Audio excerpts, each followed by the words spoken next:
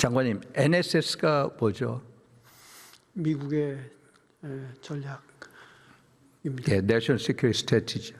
NDS는 뭡니까? 그건 그 다음 단계 국방 전략이라고 알고 있습니다. 맞습니다. NPR은 뭡니까? 그건 역시 같은 류의 전략 페이퍼입니다. Nuclear Posture Review죠. MDR은 뭡니까? 그건 디펜스. 미사일 디펜스에 하는 거죠. 그런데 작년 올해 초 해가지고 미국이 NSS나 예를 들어서 NDS에서 확장 억제 표현 사라진 거 아시죠? 네, 그렇습니다. 네. 그런데 미리 통보 안 받으셨습니까? 계속 논의를 해왔고 그 후에 저도 직접 확인을 했습니다. 확장 억제에 대한 미국의 확고한 입장을 다시 한번 재확인 받았습니다. 그런데 왜 여기 표현이 빠집니까? 그것은 그 미국 전체 그 전략을 재조정하는 과정에서 대강의 것만을 발표하기로 했다. 그래서 빠졌다는 설명을 들었습니다. 바이든 정부는 어떻게 했습니까? 그때는 들어갔던 걸로 기억. 바이든 정부는요, NPR, 예를 들어서 NDS, MDR 전부 다 확장 억제가 23차에 들어갔습니다, 장관님.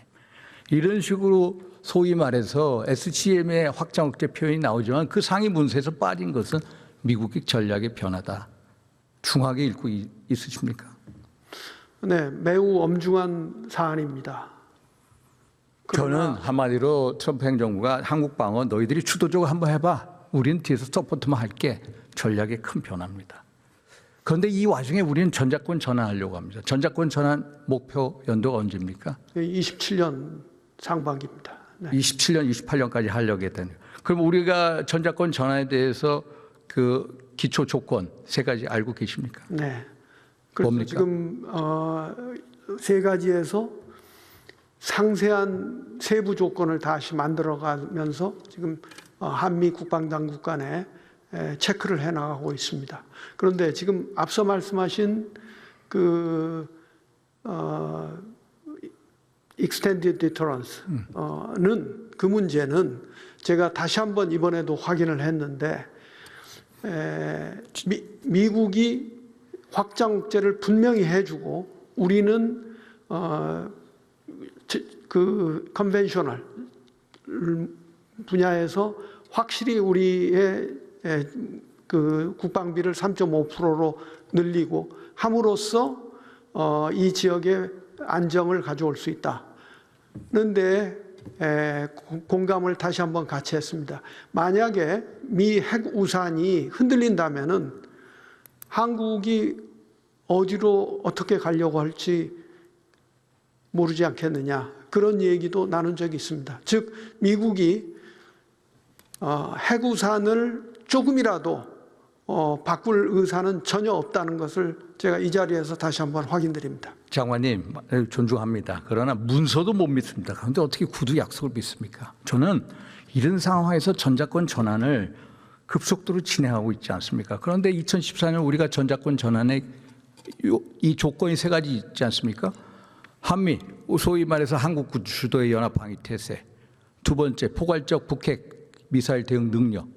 세 번째, 전작권 전환에 필요한 한반도 안보 환경. 그런데 일본은 아무리 잘한다. 2028년도까지 마친다고 하더라도 2, 3번 조건이 안 됩니다. 그리고 2014년 우리가 조건에 기초한 전작권 전환할 때 그 당시의 전쟁의 개념과 지금 북한이 핵무기를 100개 가까이 가지고 있다는 이 상황에서의 어떤 전쟁의 이 패러다임 자체가 바뀌어 있거든요.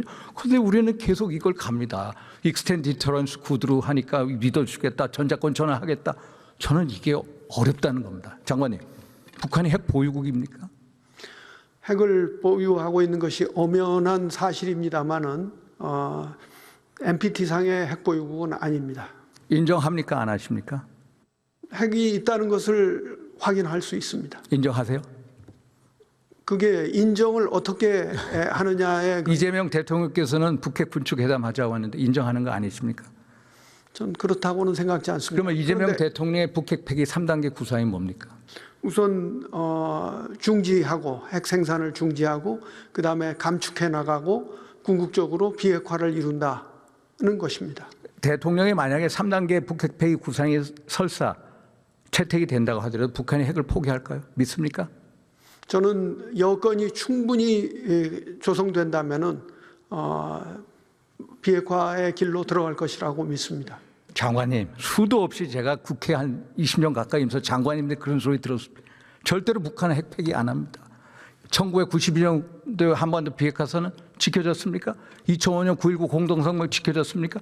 2018년 4월 27일 한반도 비핵화선은 소위 말해서 이 판문점선은 지켜졌습니까? 절대로 북한을 믿을 수가 없습니다. 우리는 자구책을 준비해야 됩니다. 장관님, 소위 말해서 미국 조야 잘 아시죠? 한반도에 전술핵 재배치하자, 그 한국 핵무장하자 이런 논의 있는 거 아시죠? 전술핵 배치 주장하는 분들이 누구입니까? 네, 미국 내에서 일부 있지만은 정부 내에서는 분명히 여기에 대한 것은 의회는 어떻습니까? 의회에서도 그 필요성에 대해서 일부 얘기하고 있을 뿐이 아니, 제임스 리치 상원 외교위원장이 전술핵 배치하자고 그럽니다. 로저 워커 군사 외교위원장도 하고요. 안 그렇습니까? 존 볼튼 백악관 국가안보장관도 얘기합니다. 그 외에 에드윈 풀러, 소위 말해 헤리티지 그 체어맨 하셨던 분, 그분도 그렇고.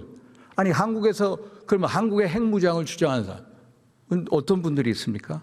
제가 이번에 지난주에 만난 상원 의원들은 전부 그 중에서도 특히 한 분은 심지어는 그 한미 간에 합의된 그 민간 원자력 협력 협정의 개정에 대해서도 우려를 표명하여서 제가 충분히 설명하고 돌아왔습니다. 즉 무슨 얘기냐면은 우선 그 전에 한 가지 말씀드리겠습니다. 예. 미국의 해구산에 대한 우려, 이 문서보다 더 중요한 것이 한국의 전략적 위치라고 생각합니다.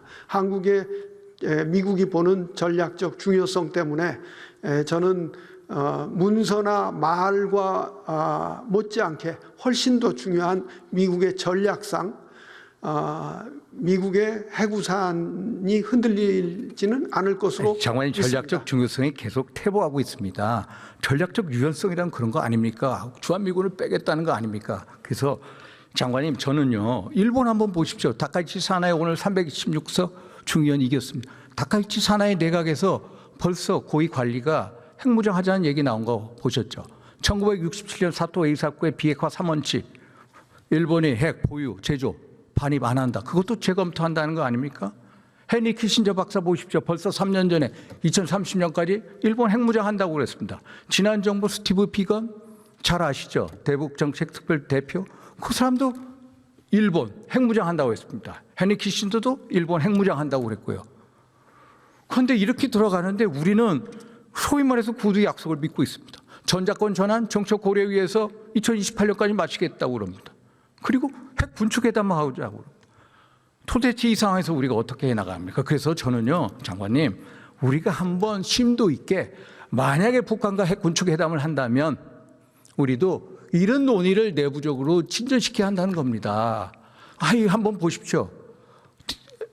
엘브리지 콜비 국방부 차관, 그 사람 벌써 국방부 차관 되기 전에 한국의 핵무장 테이블에 올려 놓자라고 했고요. 심지어 트럼프 대통령도 대선 후보 유세 중에 한국과 일본의 핵무장 고려해 볼 만하다고 그랬습니다. 이러면은 소위 말해서 아니 서울을 지켜주게 뉴욕을 희생할 수 있느냐? 희생 못합니다. 그래서 드골이 1960년 파리 핵무장, 불란서 핵무장 한 거 아닙니까? 그래서 우리는 나이브한 한반도 비핵화에 혼자 빠져서는 안 된다. 그래서 장관이 한번 이걸 논의해 보십시오. 네, 저는 충원드립니다. 지금 충정어린 말씀이라고 생각합니다. 다만 그런 말씀을 하시면은 그만큼 더 우리가 레버리지가 커지죠. 아닙니다. 거기에 가까이 갈 수 없다는 점을 말씀을 드립니다. 수고하셨습니다.